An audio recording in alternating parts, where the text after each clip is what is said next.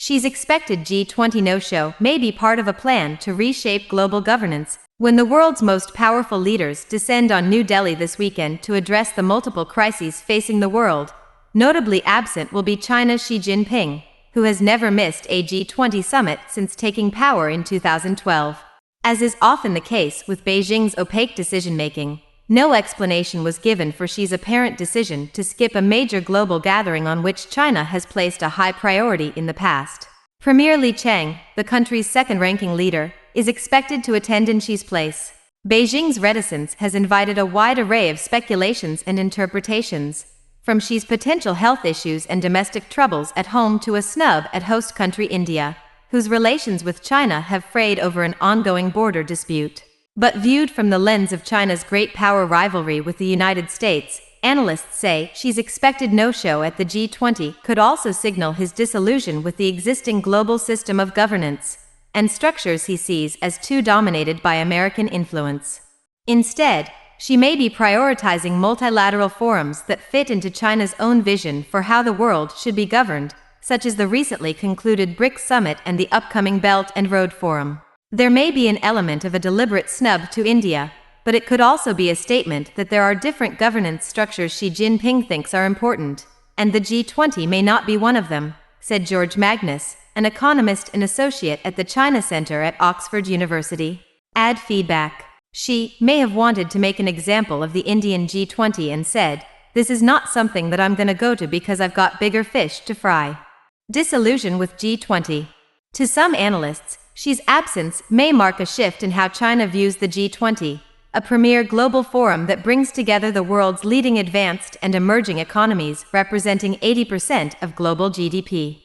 China used to see the platform as a relatively neutral space for global governance and placed a high priority on G20 diplomacy, said Jake Werner, a research fellow at the Quincy Institute in Washington, D.C. Since its first Leaders Summit in 2008, China's top leader has always attended the gathering, including by video link during the COVID pandemic. And when China hosted its first G20 summit in 2016, it pulled out all the stops to make the event a success and showcase its growing clout on the world stage. Since then, however, relations between the world's two largest economies have been fraught with rising tension and rivalry. Now, China sees the G20 space as increasingly oriented toward the US and its agenda, which Xi Jinping regards as hostile to China, Werner said. About half of the group's members are US allies, which the Biden administration has rallied to take a tougher stance in countering China. Beijing is also increasingly viewing tensions with other members, such as the border dispute with India, through its difficult relationship with the United States, Werner said. Beijing has bristled at New Delhi's growing ties with Washington, especially its engagement in the Quad, a US-led security grouping decried by Beijing as an Indo-Pacific NATO. China sees India in the anti-China camp and therefore doesn't want to add value to a major international summit India is organizing, said Happyman Jacob, a professor of international studies at New Delhi's Jawaharlal Nehru University.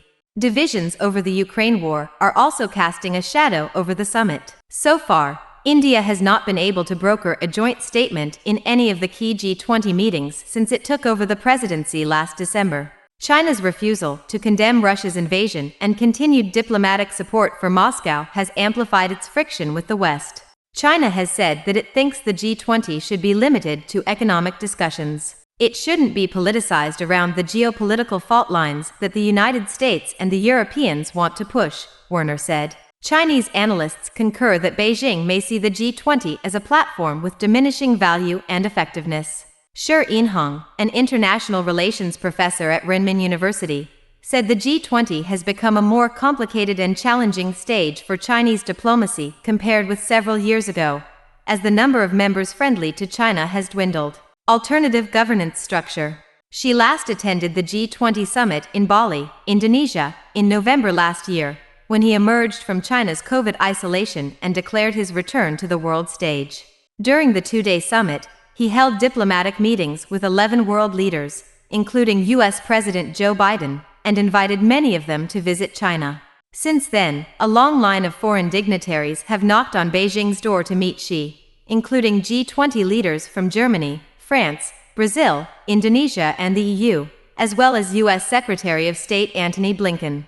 All the while, she has only made 2 trips abroad this year, and both are central to his attempt to reshape the global world order. In March, she traveled to Moscow to meet Russian President Vladimir Putin, an old friend who shares his deep distrust in American power. Last month, he attended the BRICS Summit of Emerging Nations in Johannesburg, South Africa, where the bloc announced the admission of 6 new members. The expansion, hailed as historic by Xi, is a major victory for Beijing, which has long pushed to turn the loose economic grouping into a geopolitical counterweight to the West.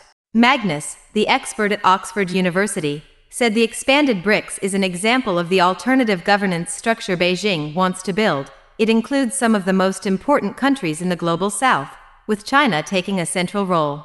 In recent years, Xi has laid out his vision for a new world order with the announcement of 3 global initiatives: the Global Security Initiative, a new security architecture without alliances, the Global Development Initiative, a new vehicle to fund economic growth, and the Global Civilization Initiative, a new state-defined values system that is not subject to bounds of universal values. While broad and seemingly vague in substance, they're designed as an umbrella under which countries can coalesce around a narrative set by China, which is different from the kind of governance structure that prevails under G20 auspices, Magnus said. Next month, the Chinese leader is expected to host the Belt and Road Forum to mark the 10th anniversary of his Global Infrastructure and Trade Initiative, a key element in Beijing's new global governance structure. Magnus said initiatives like the Belt and Road, BRICS, and the Shanghai Cooperation Organization, in which Beijing is either a founder or a major player, now have a much elevated status in China. These entities exist as alternative structures to the ones which China has traditionally joined and had to share the limelight with the United States, he said. It's also sending a message to the rest of the world, not just global South countries but also wavering countries in the liberal democracy world, that this is China's pitch.